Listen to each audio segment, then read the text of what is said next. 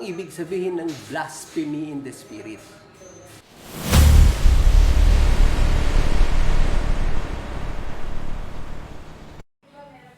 Posible ba itong magawa ng isang taong tumanggap na ng biyaya?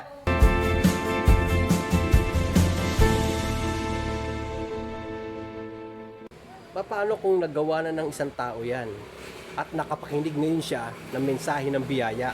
Mapapatawad pa kaya siya? Ang blasphemy ba ay nangyayari sa panahon ngayon? No!